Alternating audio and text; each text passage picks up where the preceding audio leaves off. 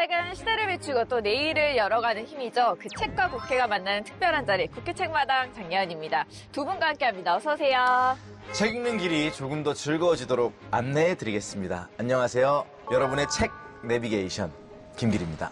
나른해진 여러분의 마음에 책으로 더 또렷해진 시선을 더해드릴 에디터 박혜진입니다. 반갑습니다. 반갑습니다. 우리 그 헌법을 공부하는 시간 벌써 8번째 시간인데 헌법을 한 문장으로 표현한다면 그런 생각을 해봤습니다. 운전을 하다 보면은 네. 이 도로 위에 이제 선들이 있잖아요. 네. 이 선들이 없어졌을 때 굉장히 또 이제 혼란스러울 수 있잖아요. 그런 삶의 선들이지 않을까. 그런 기준이 되는 선들이지 않을까 그런 생각을 해봤어요. 나쁘지 않은데요? 나쁘지 않았어요? 네. 그 운전을 얘기하셨으니까 네. 저는 안전벨트 같다. 왜냐하면 이제 별일이 없을 때는 좀 귀찮고 불편하고 답답한데 이게 무슨 일이 생기면 이게 또 생명을 지켜주는 굉장히 네. 중요한 기준선이잖아요. 그래서 안전벨트라고 했는데 제가 조금 더 낫지 않나요? 어때요? 근데 둘 다 생각보다 괜찮았어요. 생각보다 아니 뭐야 이게 무슨 칭찬이야? 너무 생각보다. 깜짝 놀랐어요. 그래요? 네. 자 그러면은 우리 국회 책마당에 정말 브레인이자 중심 장예원 씨 헌법이란 브레인이자 중심은 혜진 에디터긴 한데요. 헌법이란 둘 다 이제 운전과 관련해서 하셨으니까 내비게이션이다. 내비게이션처럼 좀 방향을 알려주기 때문에 저는 헌법은 내비게이션이다라고 하겠습니다. 이렇게 각자 주제 넘게 헌법에 대해서 정의하다 보니까 뭔가 좀 가까워지는 느낌이 들어요 헌법이랑. 맞아요. 그래서 오늘도 헌법을 좀 편안하게 다뤄보는 시간을 준비했는데요. 책으로 만나는 헌법 지금 시작하겠습니다.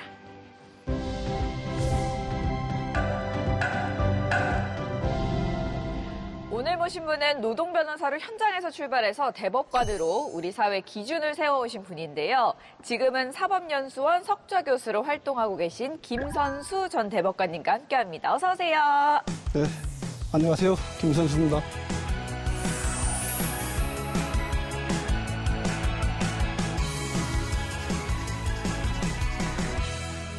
반갑습니다. 교수님 하면 사실 대법관 시절 모습이 가장 먼저 좀 떠오르는데 이렇게 직접 뵈니까 분위기가 또 다른 것 같은데 요즘은 어떻게 지내고 계신가요? 예, 지금은 연수원에서 네. 그 강의도 하고 연구도 하고 그렇게 지내고 있습니다. 그 대법관으로 근무할 때는 이 사건에 대한 부담이 워낙 커서 네. 한순간도 사건 생각을 안 할 수가 없었는데 이제 대법관직을 퇴임하면서 네. 그 사건 부담으로부터 벗어나서 약간은 좀 홀가분하게 편하게 지내고 있습니다. 예. 홀가분하다는 표현을 하셨는데 사실 그 대법관 자리에 있으실 때 이 자리가 인간관계를 다 끊어야 되는 자리라고까지 표현을 해주셨다고 하더라고요. 요즘 말로는 이제 손절해야 되는 그런 자리인 거죠. 도대체 어느 정도였길래 그러셨나요? 국민들 누구나 네. 재판이 있을 수 있고 또 그 재판은 대법원에 올라올 가능성이 있기 때문에 이 대법관으로 근무한 동안은 사적인 만남은 자제할 수밖에 없었습니다. 혹시라도 이 재판의 공정성이 문제가 되면 안 되기 때문에 그랬고 그래서 이제 우리나라는 대법관 임기가 6년이니까 6년 동안은 그냥 법원에 온 사람들은 만나지 말고 지내는 게 좋겠다. 그런 의미에서 인간관계를 끊는 자리구나. 이렇게 생각을 하게 됐습니다. 그러면 좀 이제 관계에 대해서는 조금 더 홀가분해지신 것도 있나요? 근데 여전히 지금 그 연수원 교수도 이렇게 공무원이기 때문에 쭉 외로운 자리네요. 조금 조심스럽긴 한데 네. 그래도 좀 개인적인 만남도 조금 여유가 있고 그다음에 그 외부에 제 생각을 이렇게 밝히는 칼럼이나 논문이나 이런 것도 조금 게재할 수 있고 그런 측면에서는 약간 여유는 있지만 여전히 공무원이기 때문에 좀 조심스럽게 지내고 있습니다. 최근에는 또 노동변호사에서 이 대법관까지의 과정을 책으로 정리하셨더라고요. 노동변호사에서 대법관까지라는 책인데 이게 개인적인 의미도 있으셨겠지만 아무래도 이 책을 통해서 사회에 전하고 싶으셨던 메시지도 있었을 것 같아요. 그 책은 제가 이제 노동변호사로 30년간 활동하다가 이제 대법관이 돼서 이제 6년간 재판 업무를 했던 과정을 이렇게 좀 정리를 했고 그 책을 제가 준비했던 목적은 법관보다 한 10배나 넘는 변호사들이 사회 각 영역에서 사회적 약자와 소수자를 보호하기 위한 활동을 그리고 공익을 위한 활동에 열심히 활동하고 있습니다. 그런데 그런 변호사로서의 활동을 사회적으로 평가를 받아서 대법관이 되어서 좋은 판결을 함으로써 우리 사회에 기여할 수 있는 이런 법조인의 삶도 있다는 어떤 그런 모델을 좀 제시해주고 싶었습니다. 그럼 시작하기 전에 교수님께 헌법이란 어떤 존재인지 간략하게 설명을 한마디로 해주신다면 어떻게 말할 수 있을까요? 예, 그것은 이제 한 사람의 시민의 입장에서는 헌법은 공기와 같다 이렇게 말씀드릴 수 있을 것 같습니다. 그러니까 우리가 일상생활을 하면서 의식하지는 못하지만 우리가 항상 그 속에 있고 또 그것 때문에 비로소 우리의 삶이 가능하다는 점에서 공기와 같다. 뭐 이런 측면에서 말씀드릴 수 있겠고요. 그리고 법조인 한 사람으로서는 헌법은 영원한 현재 진행형이다 이렇게 말씀드리고 싶습니다. 현실 속에서 이 헌법이 적용되고 그런 과정을 거쳐서 그 헌법의 내용이 확장되어 가고 그리고 그 내용도 변경되어 가고 그리고 특히 이제 우리 사회가 유토피아는 없지 않습니까? 항상 이제 문제가 있고 모순이 있는데 그런 문제와 모순을 헌법을 통해서 이제 해결해 나가는 그런 의미에서 영원한 현재 진행형이다 이렇게 말씀드릴 수 있겠습니다.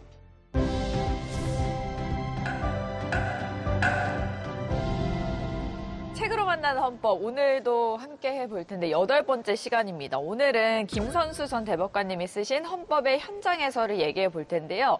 어떤 책인지 간단하게 한번 소개해 주실까요?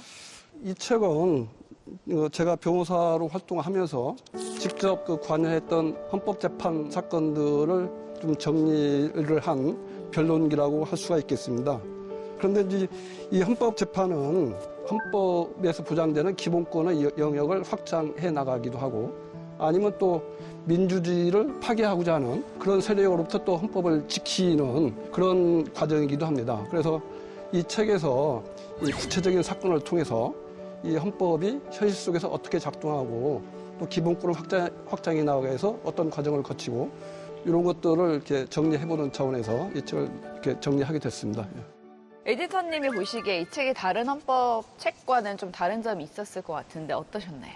이 책의 제목이 헌법의 현장에서잖아요. 근데 우리가 뭐 어떤 사람들의 목소리를 전달할 때도 이렇게 현장의 목소리다 이러면 뭔가 더 생생하고 재밌을 것 같은 기대감이 떠오르는데 이제 그 이유는 현장이 가지고 있는 날것 때문인 것 같아요. 이게 뭔가 정돈되지 않고 무질서하지만 그 날것의 상태가 주는 어떤 또 그 본질의 모습이 있기 때문에 사람들은 날것의 이야기를 좋아하는데 근데 우리가 헌법이라고 하면 굉장히 정제돼 있고 질서정연한 기준 같잖아요. 근데 현장이라는 건 이렇게 질서정연하지 않은 날것이거든요. 근데 이 헌법과 이 현장이라는 단어가 같이 있다는 게 굉장히 모순처럼 느껴지는데 오히려 이 책을 보면 아예 헌법이라는 게 딱 정해져 있는 어떤 돌멩이처럼 고체처럼 정해져 있는 게 아니라 이 날것의 현장과 상호작용하면서 서서히 변하기도 하는 것이구나 이런 것들을 그냥 이 구체적인 사례 속에서 확인을 할 수가 있고 그게 우리가 헌법을 조금은 멀고 어렵게만 느끼는 것을 조금 가깝게 느끼게 해주는 근본적인 이유가 아닌가라는 생각을 하면서 읽게 됐고 그게 다른 이제 헌법 관련서들과는 좀 뚜렷하게 차이라고 할 수 있을 것 같아요. 맞습니다. 이 책은 직접 참여하셨던 헌법재판 사건들을 다룬 책인데요. 첫 번째로 같이 얘기해 볼 사건을 한번 꼽아보면 수사기록 등사 거부, 처분 취소, 헌법소원 사건을 꼽으셨습니다. 책에 당시 상황이 좀 잘 나와 있거든요. 기리 씨가 읽어주실까요? 네, 사건 이름이 좀 어려운 것 같은데 쉽게 말하면 이 피고인 쪽이 재판 준비에 필요한 수사 기록을 제대로 볼 수 없었던 네. 문제를 다룬 사건이라고 하더라고요. 제가 한번 읽어드리도록 하겠습니다. 검찰은 일반 형사사건의 경우에는 기소하면서 수사기록 일체를 법원에 함께 제출하는 행태를 그대로 유지하면서 시국 공안 사건에 대해서만 공소장 일본주의 원칙을 엄격하게 준수한다는 핑계로 수사기록을 법원에 제출하지 않고 첫 변론 기일에 가서야 법정에서 수사기록을 제출했다. 기소 후 검찰에 수사기록을 복사해달라고 신청해도 이를 복사해주지도 않았다. 그러므로 인해 첫 기일이 공전되고 재판 절차가 지연되어 구속 피고인에게는 상당한 불이익이 초래되었다. 한마디로 시국공안 피고인을 물먹이는 것이다. 변호인은 기록도 못 보고 이 재판에 들어간 거예요. 우리로 따지면 지금 방송을 해야 되는데 아무 대본도 없이 그냥 이 카메라가 지금 온이 된 건데 굉장히 심각한 문제 같은데요. 이 사건이 있었던 게 이제 1994년에 제기를 했었는데요. 네.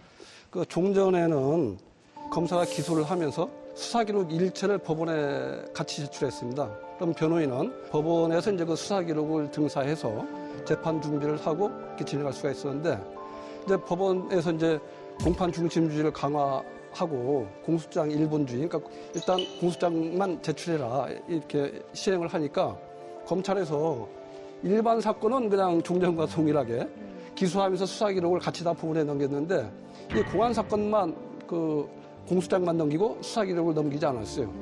그 첫 재판기일의 변호인은 수사기록을 보지 못한 상태에서 임하게 됐죠. 그래서 이제 인권위원회에서 이제 이 문제를 제기하자고 이렇게 그 의견을 모아서 이렇게 이 사건을 제기하게 됐던 겁니다. 결국은 이 사건을 통해서 수사기록 열람 등사가 피고인의 권리라는 점이 헌법으로 확인이 된 건데요. 그럼 이 결정 이후에 실제 제도도 좀 바뀌었을까요?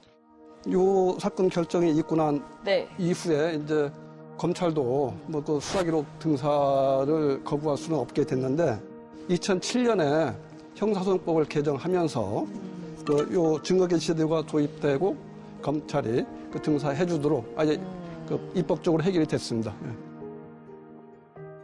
한 가지 사건을 또 다뤄보도록 하겠습니다. 지금까지는 재판 과정에서 피고인의 권리를 다룬 내용이었다면요. 이번에는 헌법재판소가 정당의 존립 자체를 판단했던 사건인데요. 통합진보당 해산심판 청구 사건입니다. 교수님, 어떤 사건인지 간단하게 설명해 주실까요? 제19대 국회의원 선거에서 이 통합진보당이 지역구 7명, 비례대표 6명 등 13명의 국회의원을 배출했습니다. 그런데 당시 이제 정부가 이 통합진보당이 그 정당의 목적이나 활동이 민주적 기본 질서에 위배된다는 이유로 이 헌법재판소에 그 정당 해산 심판을 청구했던 사건입니다. 그때 이제 헌법재판소에서 1년 넘게 심리를 진행한 후에 2014년 12월 19일에 정당 해산 결정을 했었습니다. 그래서 소속 국회의원 전원이 의원직을 상실했던 뭐 그런 사건입니다. 한 정당이 없어진다라는 것이 이거 엄청난 사건인 것 같은데, 이게 또 첫 사례라고 얘기를 들었습니다. 그렇다면은 이 기준도 굉장히 엄격했어야 될 것 같은데, 이 재판 과정에서 어떤 쟁점들이 있었나요? 이건 뭐 첫 사례일 뿐만 아니라 지금까지는 유일무이한 사례입니다. 그리고 그러니까요.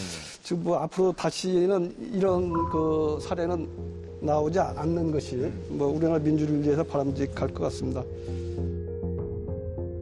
네, 그 정당 해산은 민주주의에서 가장 강력한 체제 가운데 하나입니다. 그리고 이 정당 해산 제도 자체가 실제로 적용된 첫 사례였기 때문에 더욱 엄격한 기준이 필요했다고 봤습니다. 네. 그런데 이 사건에서는 이 증거 능력이 인정되지 못하는 그 수사기관의 조서나 언론 보도 등이 증거로 채택되어 이 정당 해산을 뒷받침하는 증거로 사용됐기 때문에 일개 형사 재판보다도 못한 절차라고 뭐 그렇게 보게 됐던 것입니다. 변론도 18차례나 이어졌고요. 기록도 17쪽이 아니라 17만 쪽이나 이걸 넘었다고 하더라고요. 이 정도면 준비 과정도 좀 상당했을 것 같은데 가장 신경 쓰이셨던 부분은 어디였을까요? 정부 측에서는 이제 이 사건 심판 청구를 준비하고 진행을 하기 위해서 네. 법무부에 아예 여러 명의 검사로 TF를 구성했고 이들이 정부 측 대리인으로 활동을 했습니다. 그 방대한 형사 사건 기록을 그냥 그대로 증거로 제출했고 또 공익법무관 등을 자료조사 요원으로 활용했고 그다음에 헌법학자 등에게 용역을 발주하기도 했습니다. 그런데 이제 통합진보당의 대리인들은 자신의 그 변호사 업무를 수행하면서 이제 이 사건을 수행해야 됐기 때문에 많은 어려움이 있었습니다. 그 정부 측 쪽에서는 어떤 그 중무장한 뭐 그런 상태에서 이렇게 그 이 재판을 진행했다면 통합진보당 대리인들은 그냥 소총으로 이렇게 대항하는 뭐 그런 자세로 이렇게 재판에 임했었습니다. 그 사건의 무게를 잘 보여주는 대목이 책에도 담겨 있는데요. 제가 그 대목을 한번 읽어보겠습니다. 인류 역사상 민주주의의 파괴는 정권을 장악한 다수파의 전횡에 의해 자행되었지 소수 반대파에 의해 행해진 사례는 거의 없습니다. 소수 반대파에 대한 다수파의 태도 여하에 따라 그 사회의 민주적 성숙도가 달라졌습니다. 이 사건 심판의 결과는 우리나라가 어느 길로 갈 것인가에 대한 시금석이 될 것입니다. 소수 반대파를 포용하고 관용함으로써 성숙된 선진 민주주의 사회로 갈 것인가, 아니면 소수 반대파를 배제함으로써 암흑과 후진의 나락으로 떨어질 것인가, 그 결정권은 이제 9분의 헌법재판관님들에게 달려 있습니다. 첫 변론에서부터 이 재판의 의미를 굉장히 크게 보셨다라는 게 좀 느껴지는 것 같아요. 이 사건을 통해 가장 중요하게 말씀하고 싶으셨던 건 무엇일까요? 예, 그 정당 해산이라는 중대한 판단이 내려지는 재판이었기 때문에 네. 민주주의의 기준을 가늠하는 사건이라고 봤습니다. 그래서 첫 변론에서도 이 재판이 어떤 방향으로 나아가야 하는지에 대해서 분명히 말씀을 드리고 싶었습니다. 그 소수자에 대한 배려와 다수자의 절제와 관용이 민주주의 사회를 지탱하는 축이라고 그렇게 생각을 했습니다. 그러면서 당시 정부는 국민에 대한 신뢰 부족으로 이 정당 해산 심판 절차를 강행했습니다. 헌법재판소가 이 8대 1의 그 의견 분포로 해산 결정을 함으로써 전혀 견제장치로서의 역할을 하지 못했습니다. 이 통합진보당의 해산 결정으로 당시 우리 사회에서 다원적 민주주의가 설당을 잃고 대신 획일적인 가치가 전행했던 것이 아닌가. 민주주의 사회에서 이 정당의 자유는 보다 더 강하게 보장되어야 하고, 그다음에 이 정당의 구성원 중에 일부가 이게 범죄 행위를 했다 하더라도 정당 자체의 그 목적이나 활동, 특히 이제 그 합법 정당 활동을 지향했기 때문에 그 선거에 참여한 거 아니겠습니까? 뭐 그런 경우에는 그 일부 구성원들에게 문제가 있다 하더라도 그 일부 구성원을 형사처벌하거나 이렇게 대처하면 되는 거지, 정당 자체를 해산하는 것은 극히 이렇게 자제돼야 되는데, 이 사건에서는 그 부분에 대한 그 구분이 없이 그냥 정당 해산으로 바로 나갔다는 점에서 뭐 심각한 좀 문제가 있었고, 오히려 하여간 정당 해산까지 나아갔던 것이 결국은 탄핵까지 되는 그런 하나의 원인으로 작용했던 것이 아닌가 뭐 그렇게 생각을 합니다. 자, 다음으로 사건 하나 더 보겠습니다. 최근에 노동절이 법정 공휴일로 지정이 되면서 이야기가 많이 나오고 있는데요. 이전에는 공무원 같은 경우에는 이 노동절에 쉬지 못했다라고 하더라고요.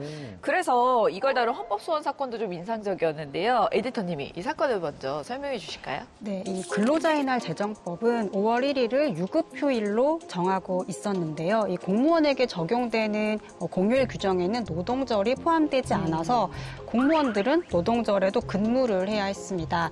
그래서 이 공무원들이 평등권 침해 등을 이유로 헌법 소원을 제기한 사건입니다.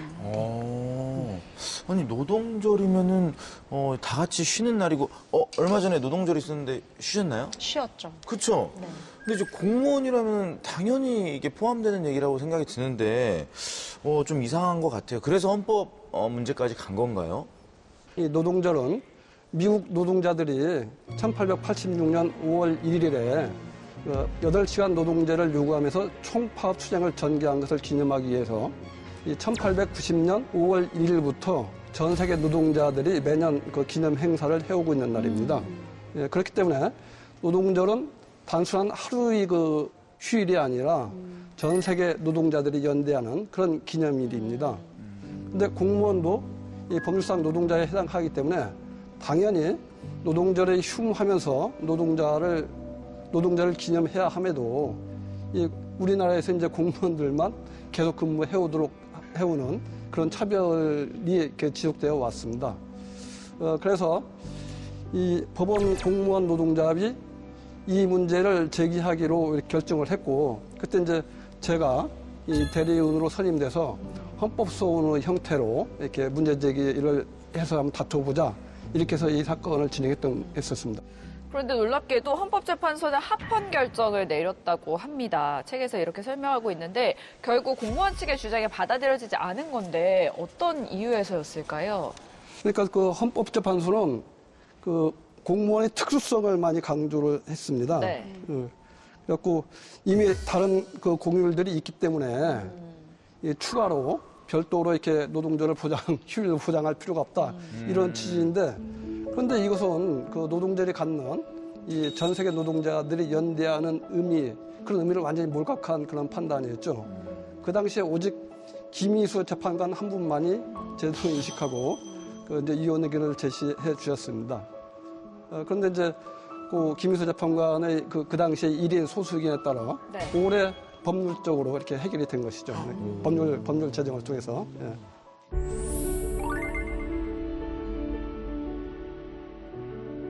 그러니까 그 공무원도 일반 노동자들과 마찬가지로 이 노동조를 이렇게 기념하고 흉무하면서 기념해야 되는데 그 공무원이라는 이유로 그 기회가 박탈된 것은 그 평등권을 침해한 것이죠. 그러니까 그 과거에는 전혀 그 문제되지 않았던 사항들도 이게 그 사회가 발전하고 또 이렇게 평등의 그 이념이 이렇게 발전하고 그러면 뭐 평등이라는 관점에서 이렇게 다시 보아서 좀 이렇게 불평등한 것으로 봐서 헌법 위반으로 평가할 수 있는 그런 데들도 많이 발생을 하죠. 사실 어려운 내용일 수 있는데 직접 참여하신 사례를 통해서 얘기를 듣다 보니까 흥미롭게 느껴졌는데요. 헌법이 실제 현장에서 어떻게 작용하는지 느낄 수 있었습니다. 시청자분들과 함께 나누고 싶은 문장이 있다면 교수님께서 직접 좀 읽어주실까요? 장자의 우물한 개구리는 바다를 알지 못하고 여름 벌레는 얼음을 알지 못한다라는 구절이 있다. 대한민국 정부 또는 헌법재판소 또는 대법원의 다수 의견이 국제적인 노동 기준에 대해 무시한 태도로 일관해서 유엔이나 ILO 또는 OECD 등으로부터 노동 3권에 대한 심각한 침해를 개선할 것을 수차례 권고 내지 지적을 받고 있는 실정이다. 국제사회의 어엿한 일원으로 정당한 대우를 받기 위해서도 국제노동 기준을 적극적으로 고려할 필요가 있다. 이 구절은 1991년 7월에 사립학교 교원의 노조 결성권을 부정한 헌법재판소의 그 결정을 비판하면서 지적하는데 그로부터 35년이 지난 지금도 우리 대법원과 헌법재판소가 여전히 이 국제인권 규범에 대해서는 그 우물한 개구리 내지는 여름 벌레의 수준을 벗어나지 못하고 있는 것이 아닌가. 그래서 여전히 이 구절은 타당하다고 생각합니다.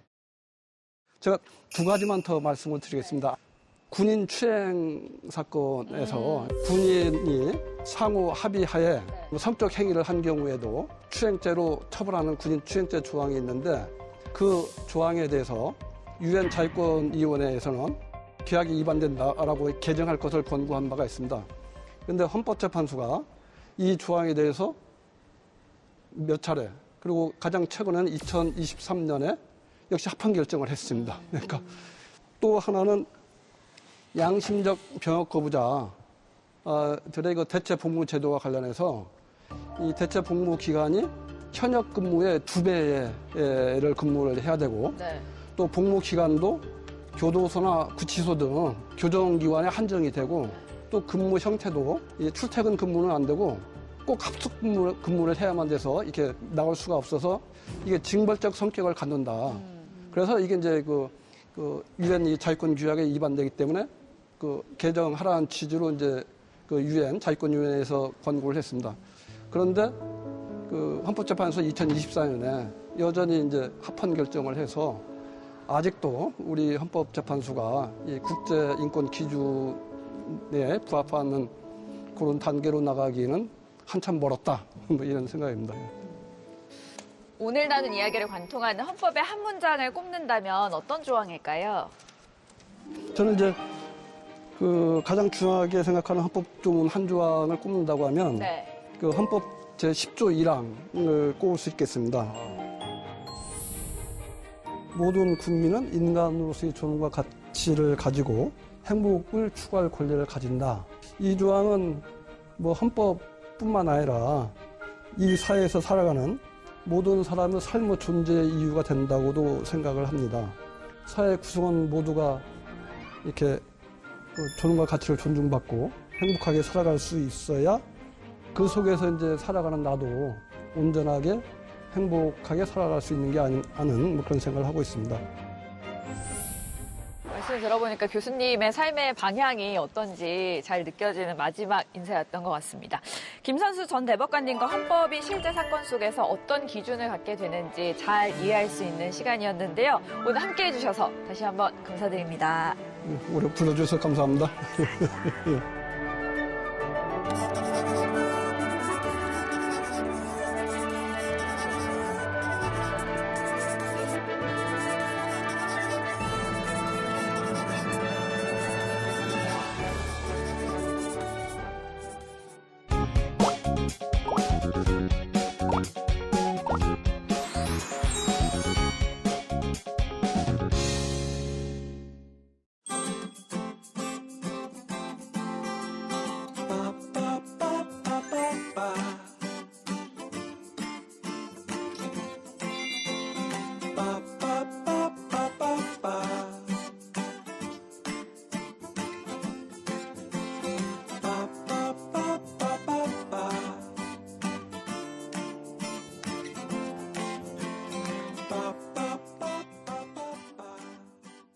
요즘 청년들에게 가장 인기가 많은 번화가 중 한 곳이죠. 주말이면 사람들이 많이 몰리는 성수, 바로 옆 동네인 송정동으로 왔습니다.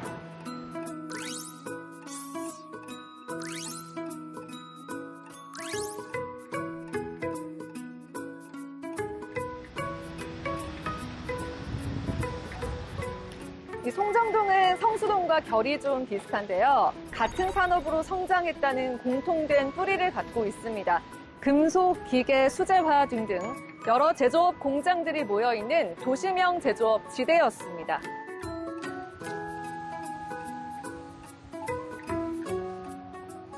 이 성수동이 먼저 감성적인 카페나 쇼룸들이 들어서면서 많이 변화를 했고 송정동도 천천히 그 분위기를 따라가고 있더라고요. 아직은 조용하게 감성이 꽃피고 있는 아리따운 동네라고 할 수 있습니다.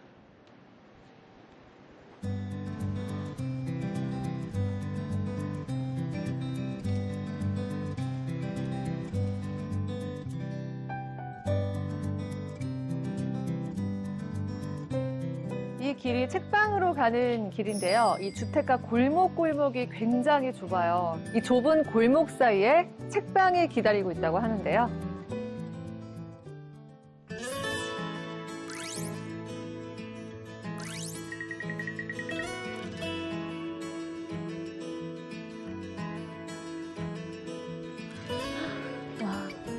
이게 좁은 골목길에 위치해 있는 책방입니다. 여기가 송정북스 1호점이거든요.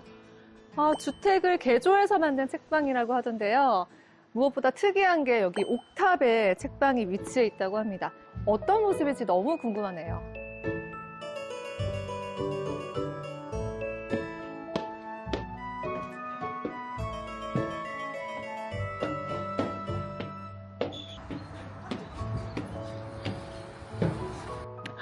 와, 여기는 굉장히 넓습니다. 보시다시피 이렇게 테이블과 의자들이 놓여져 있는데 여기서도 좀 다양한 활동들을 하고 있나 봐요. 이 공간이 책방인 것 같아요. 이거 언뜻 보면 이게 책방이 맞나 싶어서 좀 문을 열까 말까 보게 되는 그런 비주얼인 것 같은데 다행히 친절하게도 이렇게 송정북스라고 쓰여져 있습니다. 아, 여기가 1호점이 맞나 봐요.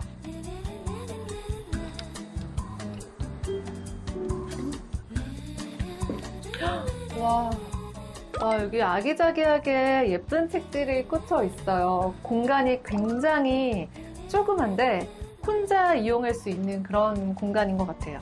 보니까 밑에 음표로 된 카펫도 깔려 있고요.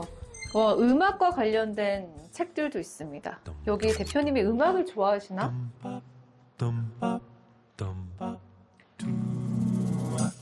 여기 송정북스 1호점 설명문이 써져 있는데요. 여기가 무인으로 운영이 되고 있는 책방입니다.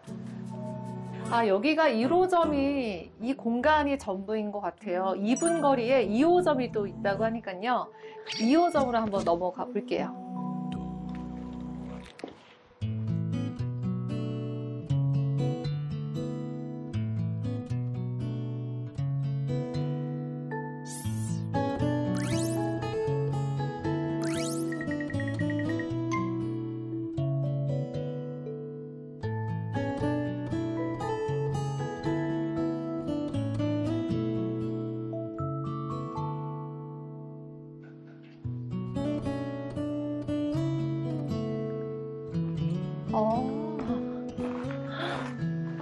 여기가 송정북스 2호점입니다. 아까 갔던 1호점하고는 좀 사뭇 분위기가 다르죠? 검정색 타일이 굉장히 눈길을 끄는데 좀 트렌디한 그런 느낌도 드는데요. 여기는 건물을 통째로 쓰신다고 합니다. 안에 내부는 어떤 모습일까요?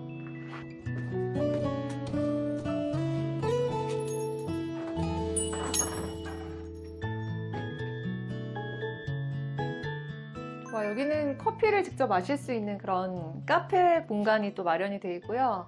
이쪽은 약간 다락방처럼 공간이 마련이 되어 있네요. 아, 송정북스 도서관이라고 쓰여져 있네요. 여기서는 자유롭게 책을 열람할 수 있는 그런 공간인 것 같습니다. 책 읽기 정말 딱 좋은 그런 공간인 것 같아요. 아늑하고 아지트 같은 그런 공간인데요. 여기 송정북스 대표님이 직접 인터뷰하신 기사가 이렇게 스크랩이 되어 있네요. 송정북스의 방향성이나 북토크 진행하고 있는 것들. 대표님 어떤 분일까 너무 궁금한데요. 어디 계시지?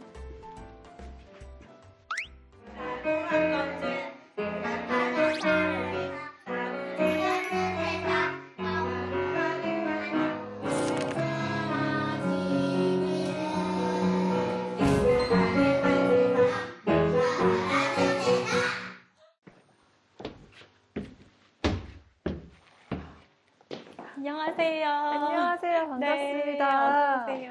송정북스 대표님 맞으시죠? 네, 안녕하세요. 반갑습니다. 어서 오세요. 네. 여기 네. 2층 내부는 또 굉장히 널찍하네요. 맞아요. 저희가 송정북스 1호점에서 시작해서 여기는 이제 2호점으로 마련된 공간인데요. 저희가 북콘서트를 자주 하다 보니까 조금 더 많은 분들을 모실 수 있게 이렇게 좀 큰 공간에서 시작하게 되었습니다. 여기는 그럼 주로 어떻게 좀 활용을 하고 계세요? 이 공간은? 이 공간에서는 동네 아이들, 송정햇살 어린이집 아이들이 와서 책을 읽기도 하고, 그래서 아이들이 일주일에 한 번씩 와서 노래도 배우고 책도 보는 공간이기도 하고요. 그다음에 저희가 서울형 책방에 또 선정이 돼서 작년에는 우수서점으로 선정되기도 했는데, 올해는 북콘서트가 되게 많이 마련되어 있어요. 그래서 매달 최소 2회 정도의 북콘서트가 계속 이 공간에서 열리게 될 거고요. 또 이렇게 책과 노래를 소개해 주실 예정입니다. 올라오면서 보니까 오케스트라 포스터도 붙어 있고 한데 혹시 음악을 전공하셨는지? 맞아요. 제가 성악을 전공했었고 석사까지 마쳤는데요. 그러면서 이제 음악학이라는 학문에 되게 빠지게 된 거예요. 그래서 이렇게 음악을 다양한 언어로 표현할 수 있구나라는 생각에 빠지게 되면서 음악과 책에 조금 더 관심을 기울이게 됐고, 그렇다면 여기 음악 서적 많겠네요. 그죠? 네, 다른 독립서점에 비해서는 저희가 월등히 많은 음악 서적을 구비하고 있고요. 저희가 송이 노래고 북스가 책이거든요. 그래서 노래와 책으로 정을 나누는 공간이라는 뜻의 송정북스 안에 그런 의미가 담겨져 있고요.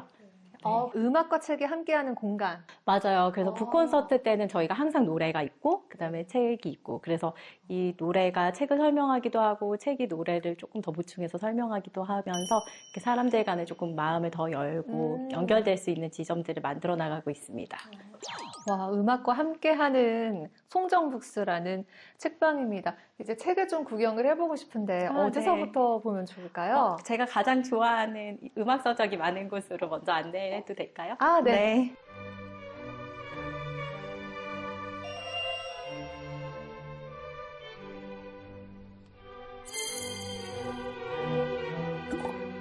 이쪽이 그러면 음악 서가네요. 그죠? 네, 그렇다고 보시면 돼요. 거의 대부분의 책이 음악책으로 이루어져 있고, 그 중에 중간중간에 제가 이거 좀 애정하는 작가님들이 계셔서 그런 책들도 중간중간에 끼어 있습니다. 제가 여기 아는 거라고는 비틀즈 하나인 것 같아요. 음악 서적은. 네, 맞아요. 이런 책들이 좀 두껍고 좀 비싸다 보니 이렇게 많이 재세가 이루어지지 않는 부분이 있는데, 이렇게 놔두면 최근에 10배 가까이 올라간 책도 봤어요. 10배요? 네. 그래서 저는 적극 추천드립니다. 무조건 사시라고. 네. 음악하면 또 클래식을 빼놓을 수가 없잖아요. 근데 클래식 하면 또 어렵다라는 인식이 있어서 맞아요. 네. 저처럼 잘 모르시는 그런 분들을 위해서 네. 친절하게 좀 편안하게 설명을 해주는 그런 책이 있다면 어떤 게 있을까요? 엄마들을 위한 클래식 음악을 좀 소개하고 싶다는 생각이 되게 많이 들었어요. 그래서 저의 육아의 경험과 엄마들에게 추천하고 싶은 곡들을 담아서 그러니까 엄마는 오늘도 음악 덕분에 괜찮아라는 책을 유윤혜 작가님의 일러스트레이션 그림과 함께 책에 담아보았고요. 여기 안에 30명의 작곡가를 둘러보실 수 있게 30일간의 음악 여정으로 책에 담겨져 있고 음악을 들으면서 좀 힐링하실 수 있게 책을 내게 되었습니다. 여기 진짜 역사가 깊은 음악가들이 이렇게 쫙 설명이 되어 있어요. 네네. 저희가 소개하고 싶은 책은 우선 이 동화책인데요. 이 소리버스를 탄 하승이는 청각장애 아동의 수술비를 지원하는 2층 버스라는 밴드가 있어요. 청각장애 아이인데 2층 버스를 만나서 이제 수술을 받았다는 건 이제 상징적으로 2층 버스를 타서 소리를 듣게 됐는데, 네, 근데 이 아이가 장애가 있어서 좀 뭔가 부족한 아이가 아니라 장애가 있어서 사람들의 말을 더 귀 기울이고 더 많은 소리와 감각을 더 느낄 수 있는 좀 특별한 아이로 그린 책이고요. 네, 이 책은 책이기도 하지만 앨범이기도 해요. 그래서 이렇게 QR코드로 2층 버스의 전 음원을 다 들으실 수 있도록 그래서 네. 북 앨범. 네.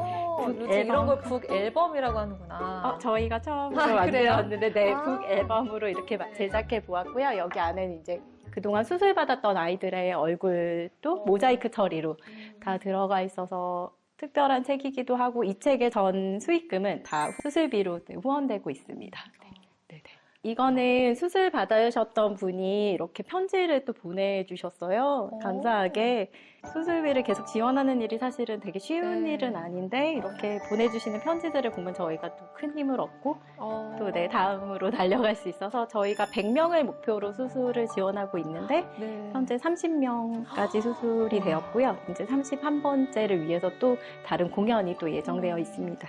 여기 보니까 그 책을 직접 대출할 수 있는 대출 서비스도 있다고 들었거든요. 맞아요. 처음에 이 공간을 열었을 때 사람들이 이제 책을 사야 된다는 부담감을 느끼셔서 금방 계시다가 나가시는 거예요. 그래서 제가 좀 마음이 아파서 그 부분이 그래서 좀 머물다 가셨으면 좋겠다라는 마음에 밑에 이제 그 저희 납품하는 업체에서 파본 도서들이 있었어요. 그래서 대표님한테 제가 좀 얻어갈 수 있냐라고 부탁을 드렸고 흔쾌히 주셔서 그 밑에 공간에는 이렇게 파본 도서들과 제가 기존에 보유하고 있던, 소장하고 있던 책들을 모아가지고 도서관처럼 이렇게 꾸렸고요.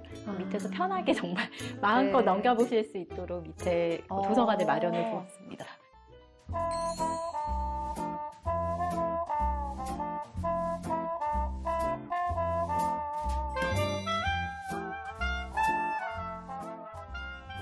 여기가 송정동이잖아요. 네. 이 송정동에다가 책방을 차리게 된 이유가 있으세요? 제가 결혼하고부터 성수동에 원래 자리를 잡아서 살기 시작했는데요. 그때는 성수동이 정말 이런 약간 사람 냄새 나는 공간이었었거든요. 근데 이 공간이 이제 기업들이 들어오고 되게 개발이 되기 시작하면서 이렇게 도시가 변화되는 모습을 보니까 약간 조금 마음이 아팠어요. 그래서 좀 약간 사람의 정이 느껴지고 좀 따뜻한 공간을 찾다가 이런 공간이 정말 근처에 있다는 걸 알게 되고 이 공간에 굉장히 매력을 느껴서 이 송정동에서 서점을 해보면 어떨까라는 생각을 했고 그리고 이 동네 분들이 정말 너무 좋으시고 정도 많으시고 그래서 네. 여기 송정북스를 방문하시는 분들에게 이 송정북스가 어떤 책방으로 좀 기억이 됐으면 좋겠는지. 그냥 편하게 들렸다 가시는 약간 오아시스 같은 공간이었으면 좋겠고요. 여기가 송정동에 이렇게 이 공간이 이런 곳이 있을 거라는 생각이 좀 안 드시잖아요. 둘러보시면 아시겠지만. 근데 왔을 때, 이런 공간이 있어 라고 발견하시고 이 안에서 이런 책이 있어? 이런 책 한번 보고 싶은데? 라고 해서 정말 잠깐 아니고 길게 머물다 가셔도 되거든요. 저는 그래서 그런 공간이 되었으면 좋겠어요. 네.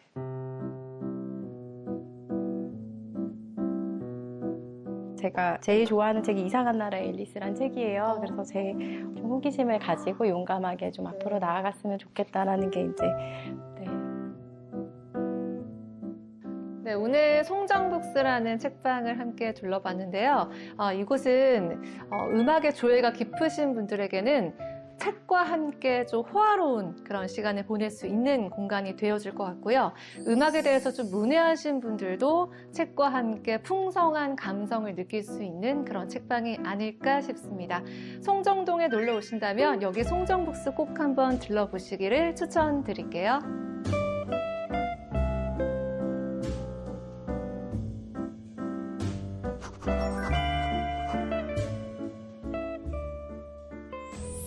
주변에 또 소개하고 싶은 동네 책방 있으면 저희들에게 꼭 제보해 주시기 바랍니다. 자, 다음 순서는 기리 씨가 준비한 시간이죠? 과거 베스트셀러 차트를 다시 펼쳐보는 책으로 하는 시간여행. 길이길이 기억되고 길이길이 잊히지 않는 그때 그 책 시간입니다. 이 얼마 전에는 전 세계 팬들을 매료시킨 굉장히 상징적인 공연이 있었죠. 바로 BTS의 광화문 사상 최초 단독 공연.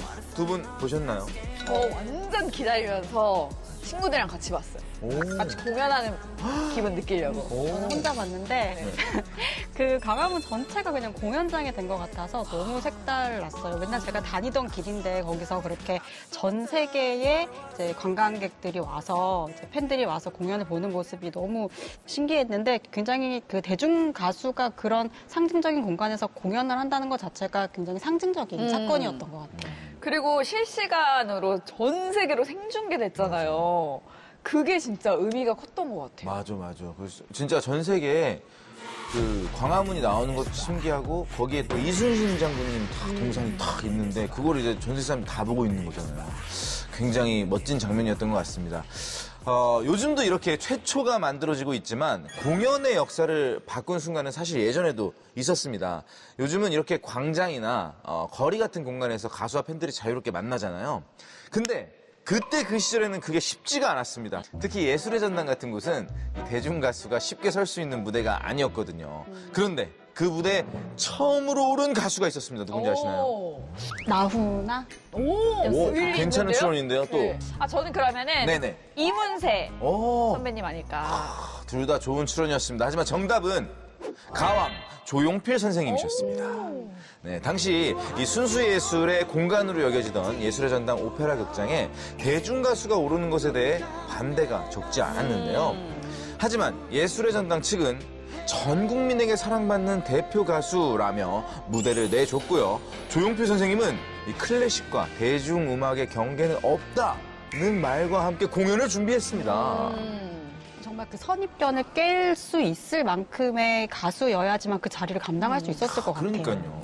이 공연을 시작으로 이후 몇 년간 예술의 전당에서 연말 공연을 이어가는 전통을 만들어냈고요. 한국 공연 문화의 흐름을 지금까지 이끌어오고 있습니다. 이 조용필 씨가 남긴 최초의 기록들이 많습니다. 한국 가수 최초로 카네기 홀에서도 공연을 했었고 일본 NHK 홀에서도 공연을 했다고 합니다. 이렇게 이제 하나의 무대를 바꾼 게 아니라 공연의 역사를 바꾸고 그럼으로써 대중음악의 어떤 한계선을 다시 바꾼 분이 바로 조용필 씨가 아닌가 싶어요. 그래서 오늘은 그 역사적인 순간이 있었던 1999년 12월로 가보도록 하겠습니다. 1999년 12월 독자들에게 많은 사랑을 받았던 책 9위는 네. 아사다 지로의 철도원입니다. 그 영화도 유명하잖아요. 네, 포스터 기억나요. 이 책은 단편 하나가 아니라 여러 단편이 모여있는 소설집인데요. 그 중에서도 제목이 된 철도원은 눈 덮인 시골 간이역을 평생 지켜온 한 철도원의 이야기를 담고 있습니다. 45년 동안 같은 역을 지켜온 철도원 오토마스. 아내를 먼저 떠나보내고 어린 딸까지 잃었지만 그는 끝까지 역을 떠나지 않고 자신의 자리를 지켜온 인물이죠. 겉으로 보면 조용한 이야기지만 가족을 잃은 슬픔과 책임 그리고 삶의 마지막까지 자리를 지키는 한 인간의 품위를 담담하게 그려낸 작품입니다. 말씀하신 것처럼 좀 담담하게 풀어냈음에도 불구하고 많은 분들이 좀 눈물을 흘렸던 것 같아요. 화려한 성공 이야기가 아니라 자기 자리를 끝까지 지킨 한 사람의 삶이 많은 독자들의 마음을 움직였던 거죠. 그래서 이 작품은 이 성실함으로 일생을 지켜낸 한 남자의 이야기다 이렇게 정리를 할 수 있을 텐데요. 이제 평생을 철길 위에 바쳤던 어느 아버지의 뒷모습으로 이제 기억하시는 분들도 있을 거고 또 우리 아버지의 모습으로 기억하는 분들도 있을 거예요. 또 중년 세대들에게는 이게 위로받지 못한 자신의 이야기처럼 느껴지는 이제 부분도 있어서 굉장히 사랑받았던 소설 같습니다. 영화로도 또 제작이 되었잖아요. 네. 1999년에 영화로 제작되면서 화제를 모았고 그리고 일본 아카데미상을 비롯해서 전 세계 영화제 22개 부분에서 수상을 했었던 명작이기도 합니다. 잔잔하지만 깊은 감동을 주는 작품으로 이제 오랫동안 많은 분들에게 사랑을 받았습니다. 네, 눈보라 속에서도 그 자리를 지키는 철도원처럼 삶을 버텨내는 사람들의 이야기였습니다. 다음은 어떤 책일까요? 네, 2002년 4월 서점가를 뜨겁게 달군 8위는 에단 라지엘의 맥킨지는 일하는 방식이 다르다입니다. 맥킨지 다들 들어보셨나요? 당연하죠. 그 세계적인 컨설팅 회사잖아요, 그렇죠? 네, 이 책은 세계 최고 컨설팅 회사라 불리는 맥킨지의 일하는 방식을 처음 공개한 책인데요. 그동안 내부 방식이 거의 공개가 되지 않았었는데 맥킨지 출신 컨설턴트였던 저자가 그 일하는 방식을 정리하면서 당시에 큰 관심을 받았습니다. 근데 사실 저도 맥킨지라는 단어가 들어가면은 어떻게 일할지 뭘 하는지 좀 궁금하긴 하거든요. 책에서는 어떤 점을 강조했을까요? 네, 맥킨지식 문제 해결 방식인데요. 사실에 근거하고 구조적으로 정리하고 가설을 세워 접근하는 방식입니다. 당시 신문 광고를 보면 구체적인 내용이 소개가 되었는데요.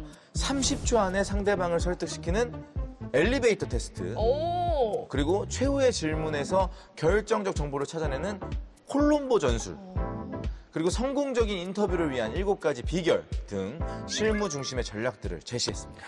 여기 신문을 한번 보면 눈에 띄는 구절이 있는데 사라질 것인가 살아남을 것인가. 리더의 앞선 한 발이 기업의 21세기 운명을 바꾼다 이렇게 쓰여 있는데 당시 분위기를 생각하면 좀 더 설득력이 있게 다가온 것 같습니다. 네, 그 당시가 IMF였잖아요. 네. 이후였잖아요. 그래서 기업의 구조조정이라든지 또 경영 혁신이 화두였던 시기였는데 일을 어떻게 하면 잘할 수 있을까? 이 일 잘하는 방식에 대한 관심과 맞물리면서 굉장히 많이 읽혔던 것 같습니다. 네, 그래서 맥킨지는 일하는 방식이 다르다는 단순한 경영서가 아니라 문제를 어떻게 분석하고 어떻게 해결할 것인가를 보여준 실전 업무 지침서로 주목을 받았습니다. 그러면 우리가 좀 실전에서 바로 써먹을 수 있을 만한 팁 같은 것도 있을까요? 네, 있습니다. 바로 지금도 바로 써먹을 수 있는 전략. 책에 보면 이 효과적인 메시지를 위한 3가지 비결을 소개하고 있거든요. 좋은 메시지는 3가지 속성이 있다. 즉, 간결성, 철저함, 그리고 구조이다.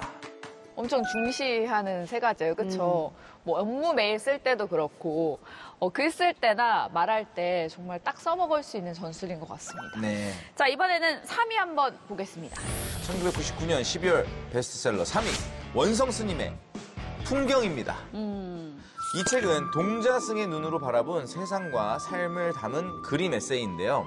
천진난만한 동자승 그림과 함께 짧은 글로 수행자의 삶과 자연 그리고 일상의 깨달음을 담담하게 풀어낸 책입니다. 출가와 수행의 과정, 어머니에 대한 그리움, 외로움과 삶의 고민 등을 소박한 글과 그림으로 담아서 독자들의 공감을 얻었습니다. 그림과 좀 함께 있다 보니까 이해하기도 쉽고 더 마음에 좀 와닿았을 것 같아요. 네, 맞습니다. 복잡한 설명보다는 짧은 글 그리고 그림으로 마음을 전하고 있는 형식이어서 부담 없이 읽을 수 있는 책이었고요. 이렇게 좀 종교서가 꾸준히 베스트셀러가 되는 경향이 있어요. 근데 그거는 우리 마음속에는 이렇게 세속적인 삶을 살아가고 있긴 하지만 마음속에는 항상 이 세속과 끊고 단절된 세계 속에서 살아가는 종교인들처럼 이렇게 일상을 관조하고 명상하고 하는 마음이 늘 있는 것 같아요. 그래서 이제 이런 종교서가 늘 베스트셀러 목록에 있지 않나 싶습니다. 맞아요. 그렇다면 이쯤에서 궁금한 게 원성 스님은 어떤 분이셨을까요? 네, 원성 스님은 17세에 출가한 수행자로 동자승 그림을 통해 자연과 깨달음을 표현해온 작가인데요. 순수한 동자승의 모습이 현실에 지친 독자들에게 이 편안한 위로를 전하면서 많은 독자들의 사랑을 받았습니다. 이 책 잘 팔렸을 것 같은데 어땠나요? 인기가 많았습니다. 당시 이 책은 출간 2달 만에 20만 부가 팔릴 정도로 큰 인기를 얻었는데요. 이 맑고 천진한 동자승 그림이 위로를 준다는 입소문이 퍼지면서 서점가 베스트셀러로 올라섰습니다. 두 분도 조금 동자승상인 것 같아요. 근데 반박할 수 없어요. 근데 어떤 느낌인지 알 것 같아가지고 네. 반박할 수는 그러니까 없습니다. 이런 그림체가 이제 책에 맞아요, 담겨 있으니까 맞아요. 사람들이 귀여워서 사는 거죠, 이제. 마음도 편안하고. 네네. 네, 그래서 그런지 저도 이때 그 중학생이 이제 올라가는 무렵이었던 것 같은데 원성 스님을 너무 좋아해가지고 진짜요? 이 스님이 쓴 모든 책을 다 사서 봤던 기억이 나요. 이제 그 정도로 그림도 좋고 글도 좋고 이제 팬으로서의 활동들도 살짝 했던 우와. 기억이 나는데 이런 종류의 힐링 에세이가 굉장히 많이 읽히던 시기이기도 했어요. 이제 자연과 삶을 돌아보는 메시지가 이제 독자들에게 큰 울림을 줬던 것 같습니다. 이런 동자승상이 뜬 부분들. 네, 결국 이 책은 바쁘게 살아가는 우리에게 조금은 천천히 살아도 괜찮다고 위로를 건네는 그런 이야기였던 거 아닐까 싶습니다. 오늘도 그 시절 독자들의 마음을 사로잡았던 책들 만나보고 왔습니다. 이번에는 신간도 살펴보고 오시죠.